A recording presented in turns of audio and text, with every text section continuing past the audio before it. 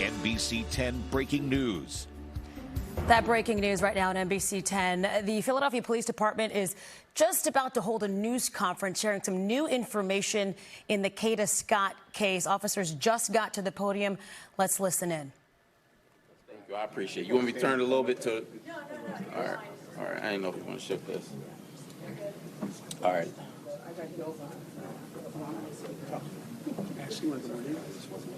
That's all right. Good?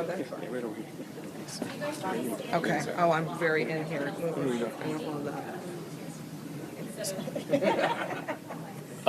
Yeah, I don't know if it's you want to stand on this, like, What? on the pillar? I'll just go. All right. You want us over here in front of the pillar? Yeah, just so I think they can capture that. Actually, we're going to. Okay, looks like we're still setting up just a little bit, getting the photographers in the room, the microphone situated. Again, this is a news conference about Kada Scott, the 23-year-old from Philadelphia. She's been missing for about 2 weeks now. Disappeared on October 4th. Scott's family last saw her the night that she left for an overnight shift at her job at the Terrace at Chestnut Hill. That's a nursing home on East Abington Avenue. Just yesterday, law enforcement sources confirmed that police identified a man who they wanted to talk to in connection to the case. Let's listen in. The disappearance of Kada Scott, which occurred on October 4th, 11 days ago. I'm going to provide you an update in terms of an individual that is currently in custody for his involvement in the disappearance of Ms. Scott. However, still a lot of work needs to be done. And so I just want to make that very clear as to why we are here and the information that you will receive. Essentially letting you know how we have gotten here, but more so the public's help that we need right now. The public has been very, very helpful thus far in providing a lot of information, which the investigators have been able to track down a lot of the leads, which has helped us get to this point here. But as I said, a lot of work still to be done. The #1 priority is locating Ms. Scott. I just want to make that very clear. And so while we are at this stage of this now, that's our priority. And so we will ask for your help in locating this vehicle, which you'll get a little more information. It's a 1999 metallic gold Toyota Camry with a Pennsylvania tag of MSX0797. But we need to know where this car is. We need to find this car. Making this very clear, it's not to just focus on the northwest section of the city of Philadelphia. This car has traversed through the entire city. And so I want that to be clear, that every neighborhood, every person listening to this, whether you're in North Philly, South Philly, Southwest, Northwest, please open your eyes and see if you locate this car, or if you have seen this car, please contact us and give us that information. The second part of this is the individual that Deputy Commissioner Venor will provide his information very shortly. Want folks to understand this person has a little bit of a pattern of this type of history. And so we want to encourage anyone that may have been involved with this individual, anyone that may know this individual, please, at this point in time, make that phone call. Feel comfortable enough to call us and let us know if you have any information regarding this person, regarding any interaction you've had with this individual. If you have been a victim of any crime regarding this individual, I want you to understand now is the time to make that phone call and let us know. Give us that information so that we can continue on. Again, just want to make it very clear that a lot of work has been done, starting off with Northwest Detective Division, and then this case shifting over to homicide, making it very clear that the case was shifted to homicide because we have the most experienced investigators in our homicide unit. They have the most experience dealing with all types of investigations. They also have the most resources available to them. And so we have the hopes that we are still treating this as if Ms. Scott is still alive. And that's why we want the public's help in trying to locate every single piece of this. But I just wanted to make that clear because I know there's been some reports once it shifted over to homicide, folks not understanding the why. And so that's the reason behind that. At this point in time, again, appreciate the help that we've gotten. I want to turn everything over to Deputy Venor to go into more details about the individual that has been taken into custody and some other pertinent facts of the investigation. All right, good morning. Just to reiterate what the Commissioner Stanford said, we've been investigating this since Saturday, October 4th in the evening. the last time Kada Scott was seen at her place of work up in Mount Airy area. Our evidence that we followed, and we did involve a lot of investigators on this, led us to several places, that digital evidence, and as everybody knows, we searched a very large area up in the Arboretum, and we came up really with negative results. After that time, we asked the Homicide Division, the FBI Violent Crime Task Force to enter into the investigation, and we continued our search trying to Ms. Scott along with anybody she may have encountered during that time. Our evidence that she was in communication with an individual News conference to meet her very shortly after she leaves her. She disappears off of the footprint.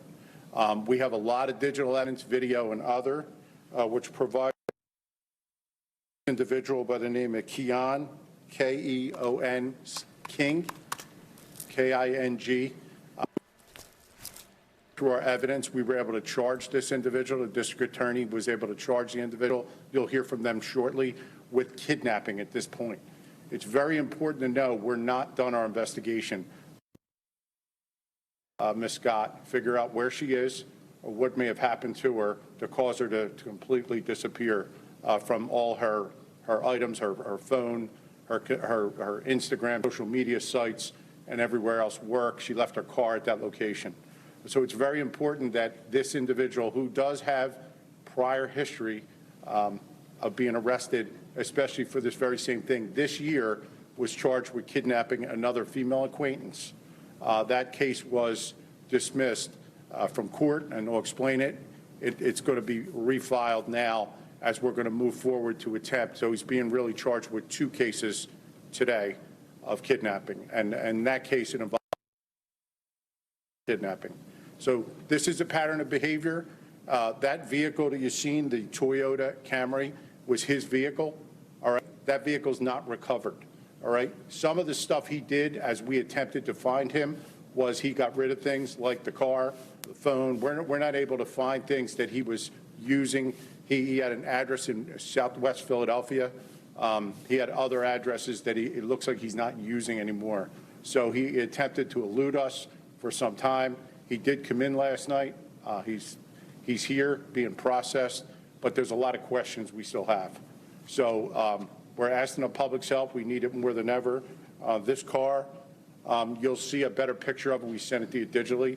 It's a gold color Camry, 1999. It has heavy front end damage on the left front bumper.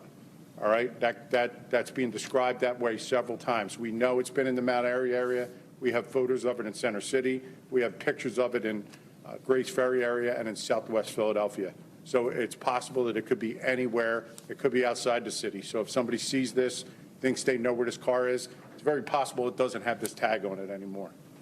So if you see a car like it, we're urging you to call police, have it investigated. Any information on this, you can call our tip line, 215-686-TIPS, 8477, or the Homicide Division directly, and give that information.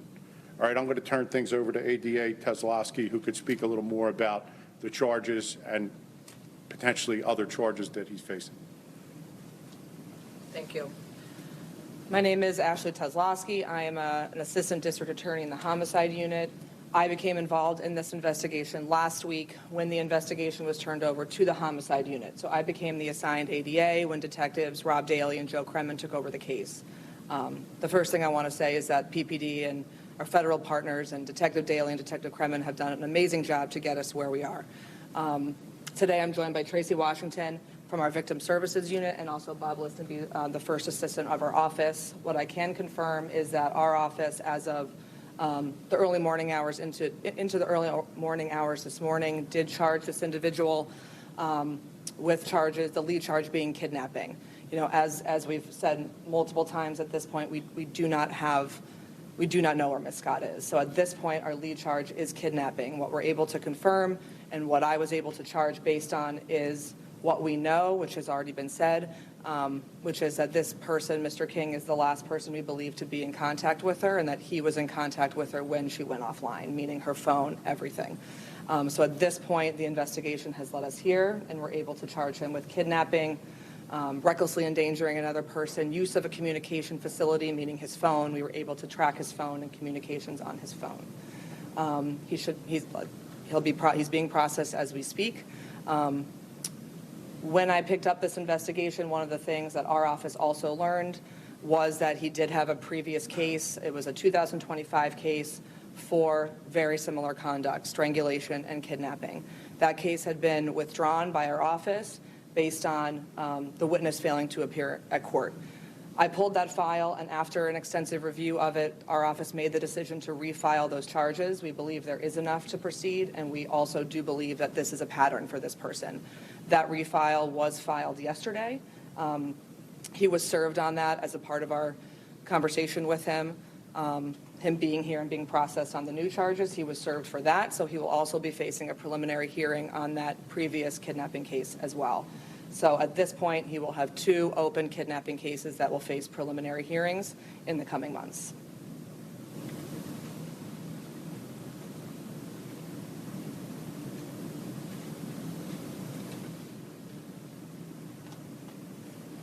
I don't know if there's any questions. For the district attorney's office, how many times does a defendant, does the case appear before a judge that it's then withdrawn? I mean, how many times does this matter come before a judge and the decision then gets made as withdrawn? It depends. In this specific case, what I could tell you is that after the first listing, when the victim failed to appear, the case was marked what I'll call must be tried, which is a little bit of a court lingo, but basically saying if it's not tried by the next listing, it'll either be dismissed or withdrawn. It was marked that way after the first listing when she didn't appear in court, and then at the second listing, when again we didn't have the witness or the victim in court, it was at that point withdrawn given the previous marking. Do you have his date of birth? I do not, but I'm sure we can get that. Yeah, okay. The video that was seen of the vehicle in the area of the Arboretum, do we believe that's the vehicle that?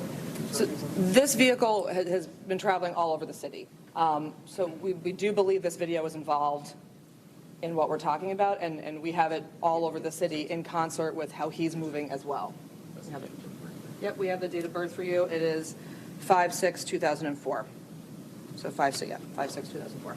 Do you guys know how the two knew each other, how long it had been, and is this the specific individual that Kada had expressed concern about, specifically harassment?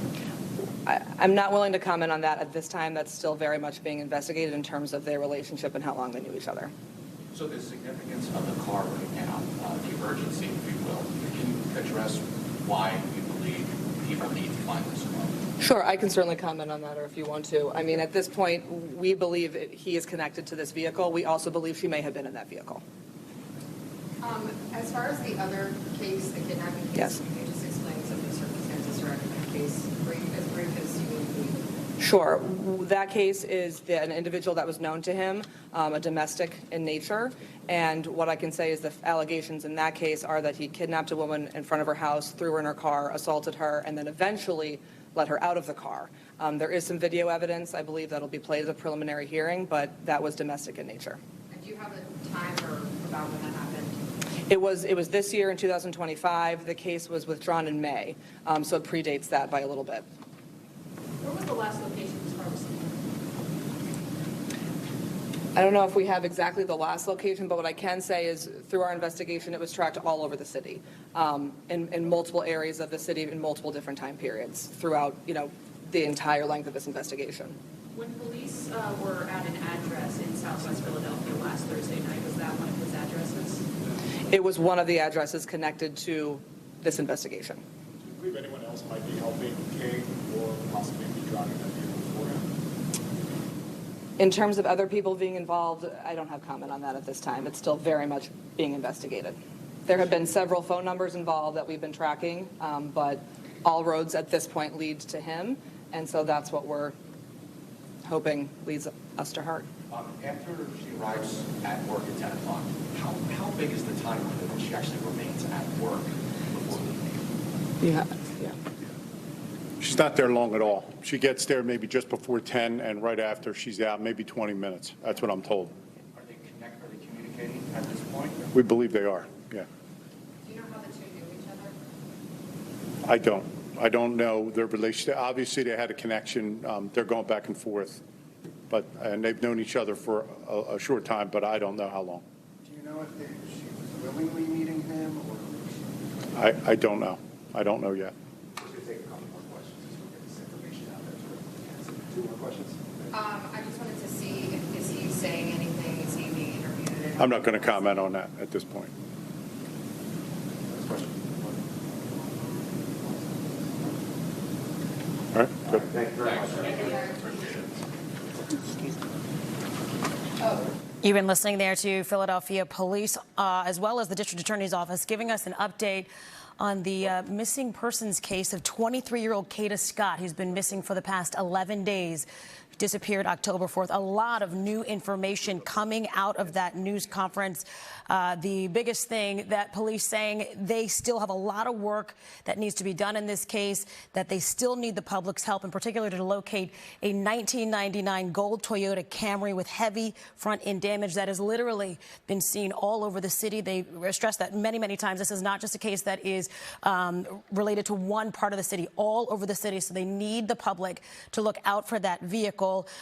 They also stress that this is still a missing persons case. Homicide investigators are involved, but only because those are the most skilled investigators that the department has. So they are still treating this as a missing persons case. They have one man in custody right now who is charged with 2 cases of kidnapping. We're going to have the very latest on this.